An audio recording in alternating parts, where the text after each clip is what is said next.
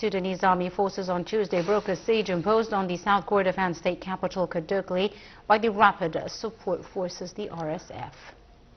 Kadugli, where the United Nations confirmed the famine last year, has been besieged for much of the nearly 3 years. Details follow. The Sudanese army broke a paramilitary siege on the key southern city of Kadugli on Tuesday, in the latest reversal of a paramilitary offensive through the Kordofan region.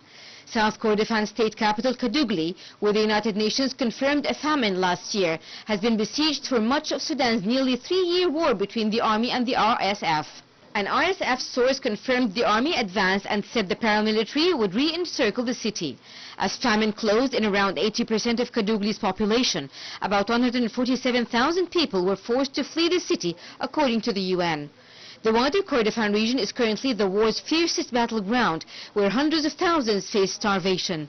After seizing the army's last Darfur foothold of al-Fashir in October, the RSF pushed deeper into Kordofan in an attempt to retake Sudan's central corridor. They had intensified their siege on Kadugli and nearby town of Dilling, where the army pushed through paramilitary lines in late January.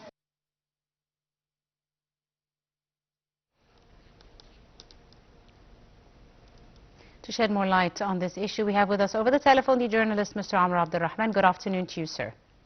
And good afternoon to you. Thank you very much. And to the dear viewers. Thank you very much, Mr. Amro, for your time this afternoon. Now, the Sudanese army forces broke a siege that was imposed on the South Kordofan state capital, Kadugli, by the RSF. And this is, of course, where the UN has confirmed a famine had occurred last year. How do you see this move and this development with regards to the situation in South Kordofan state?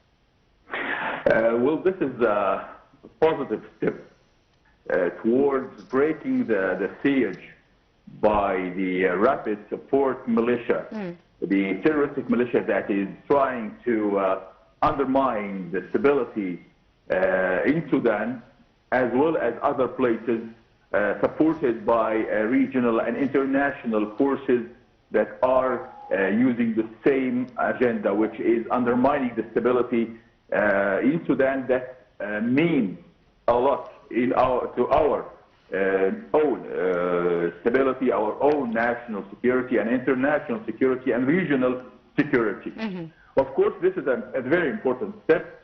I congratulate the Sudanese army leadership by Mr. Abdel that has succeeded in such a mission, and hopefully he continues the same course until liberating all of the lands of northern Sudan from the occupation of those terroristic militias that are representing and extend to the terroristic militias that waved and roamed in the lands of the Arabic East since more than 15 years now.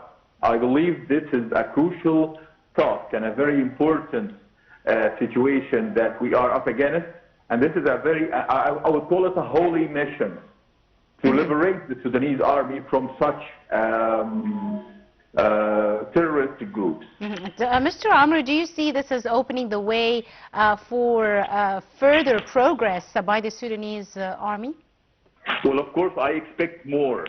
I expect more of this progress, especially that we are today, all the facts are exposed on what's going on in Sudan.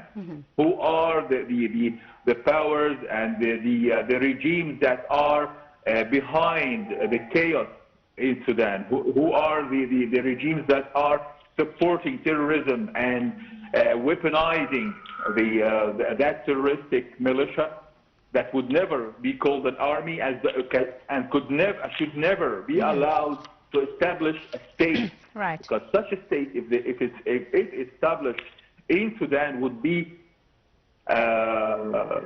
top-level threat to our own stability, our own national security on the southern strategic border. And the region as a whole. Absolutely. And of course to the African horn whatsoever.